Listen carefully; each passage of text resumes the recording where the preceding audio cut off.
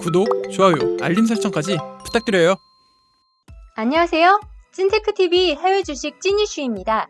오늘은 1월 4일부터 1월 8일까지 1월 둘째 주 미국 시장 뉴스를 말씀드리겠습니다. 이번 주 우리나라 전체 미국 주식 보유 잔고액 순위입니다.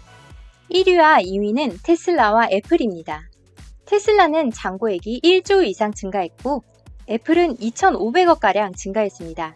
이번 주는 3위에서 8위까지는 순위 변동이 없었습니다. 아크인베스트의 ARKK가 잔고액 순위 11위에 기록되었습니다. 테슬라 비중이 가장 높은 ETF인 만큼 잔고액 순위도 점점 높아지고 있습니다. 월트 디즈니와 S&P 500 지수를 추종하는 스파이 ETF는 한 계단씩 순위가 떨어졌고 AT&T는 14위로 올라섰습니다. 다음은 순매수 결제액 순위를 보겠습니다. 순매수 결제액도 애플과 테슬라가 강세인데요.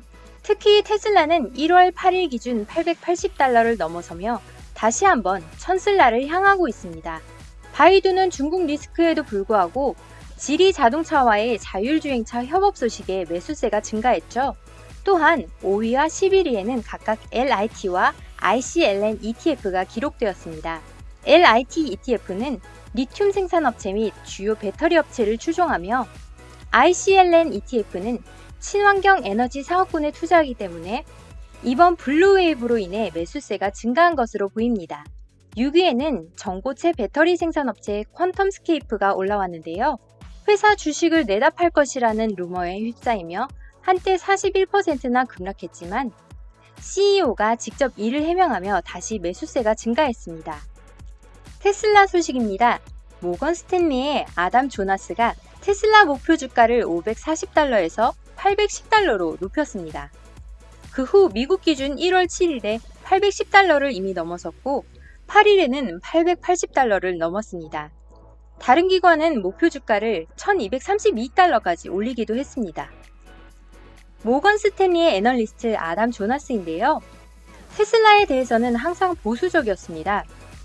2019년도에 그는 심지어 테슬라가 10달러까지 떨어질 수 있다고 말한 적도 있습니다.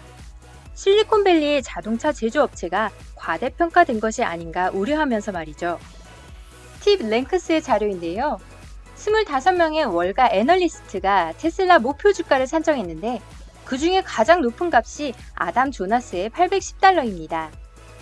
애널리스트의 평균 목표 주가는 479달러였는데요. 테슬라에 대해 항상 보수적이었던 그가 평균 목표 주가보다 300달러 이상 높은 목표 주가를 산정했다니 무슨 일일까요? 몇 가지 이유가 있었는데요. 바로 4분기 테슬라 인도량이 나오며 2020년 총 인도량이 발표되었습니다. 50만 대에 살짝 못 미치는 49만 9,600대 정도를 인도했습니다. 또한 테슬라는 모델 3 양산을 안정화하고 베를린과 상하이에 지역 거점 공장을 만들면서 운송비를 절감했습니다. 결국 테슬라의 그로스 마진은 다시 증가했고 현재는 마진율이 30%까지 올라갔다고 하죠. 보통 자동차 기업들이 8에서 10% 정도의 마진율을 기록하는 것에 비해 정말 대단한 수치입니다. 이제는 거스를 수 없는 전기차 시장입니다. 월가에 정통한 게리 블랙이 트위터에 올린 표인데요. 전기차가 전체 자동차 시장에서 내년에는 8%, 25년도에는 20%를 차지할 것을 예상했습니다. 하지만 그는 자신이 했던 예측이 틀렸고 25년도에는 30%까지 차지할 것이라고 말했습니다. 게리 블랙이 25년도 수치를 30%까지 올리게 된 이유 중 하나죠. 실제로 빠르게 시장이 변화하고 있는 것을 볼 수 있습니다. 그 중 하나가 노르웨이입니다. 왼쪽의 표는 19년도 상반기에 국가별로 전체 자동차 판매량 중 전기차가 차지하는 비중입니다. 이때도 노르웨이는 다른 국가에 비해 전기차가 이미 큰 비중을 차지하고 있었습니다. 19년도 하반기까지는 42%를 차지했고 20년도에는 전체 신차 중 무려 반 이상이 전기차였습니다.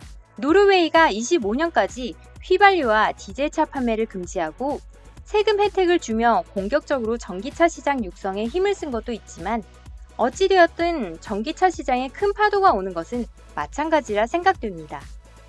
또한 민주당이 상원까지 과반수 이상을 차지하며 블루웨이브를 실현했습니다. 블루웨이브가 실현되면서 미국 기술주들은 반독점 규제에 대한 공포와 높아진 밸류에이션에 대한 부담으로 하락할 것이라고 예상되는데요. 하지만 테슬라는 좀 달랐습니다. 바이든 당선자의 주요 공약 중 하나는 바로 에너지 산업 육성입니다.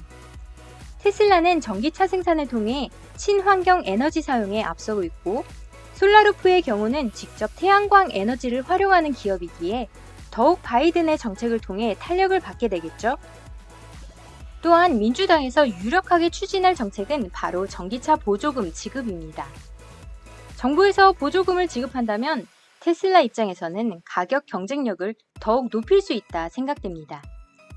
눈에 보이게 증가하는 실적, 엄청난 산업 성장성, 그리고 정부 정책까지 세 박자가 모두 맞아버리니 테슬라의 질주는 당연해 보이네요. 다음은 바이두입니다. 요새 중국 기업에 대한 미국의 규제 변동성이 심한데요. 미국 현지 시각으로 5일 중국 통신 3사에 대한 규제를 하지 않겠다고 발표했다가 6일에는 또다시 중국 기업을 미국 주식시장에서 퇴출하겠다는 이야기를 하며 대부분의 중국 기업 주가가 하락하기도 했습니다. 하지만 바이두에게는 좋은 소식이 있었습니다. 바로 지리자동차와 조인트벤처를 통해 전기차 생산을 하겠다는 보도였는데요. 바이두는 지리자동차와 협력을 하게 되면 절대적인 의결권을 가지고 새 회사의 대주주가 될 것이라고 밝혔습니다. 바이두의 자율주행차 소프트웨어와 지리자동차의 생산 라인이 각각의 장점을 살려 자율주행차 생산에 돌입할 것으로 보입니다. 바이두와 지리자동차처럼 자율주행 소프트웨어를 연구 개발하는 회사가 완성차 업체에 협력을 제안한 뉴스가 또 있었는데요. 바로 애플이 현대차의 자율주행차 생산 및 연구와 관련해 협력을 요청했다는 소식이었습니다. 협력이 이루어질 경우 현대차는 애플의 전기차를 생산할 수 있는 플랫폼을 제조해서 넘겨줄 수도 있고, 미국 현지의 기아차 공장에서 ODM 방식으로 애플의 주문을 받아 생산을 할 수도 있겠죠. 더 나아가서 애플과 현대차 자율주행차에 탑재되는 소프트웨어나 배터리를 함께 개발할 수도 있습니다. 현대차와 애플은 아직 정해진 건 없다며 입장을 확실히 하지는 않고 있지만, 애플이 2024년 애플카 출시를 목표로 삼은 만큼 완성체 업체와의 협력이 필수적이기에 현대차와의 협업은 기대해볼만 합니다. 마지막은 SK그룹이 미국 수소기업인 플러그파워에 1조 6천억 원 가량을 투자했다는 소식입니다. SK의 투자 소식이 전해지고 나서 주가가 폭등했는데요. 소식이 전해진 1월 6일 이후 플러그파워의 주가는 8일 종가 기준으로 53.6% 상승했습니다. 이번 투자를 통해 플러그파워의 최대 주주로 등극한 SK는 수소 기술력을 활용해 국내 수소 생태계 조성을 앞당기고, 중국과 베트남 지역에서는 신규 사업 개발 기회를 선점하겠다는 계획입니다. 오늘의 찐 이슈는 여기까지입니다. 다음 주에도 주목할 만한 뉴스로 찾아뵙겠습니다. 안녕! 구독, 좋아요, 알림 설정까지 부탁드려요.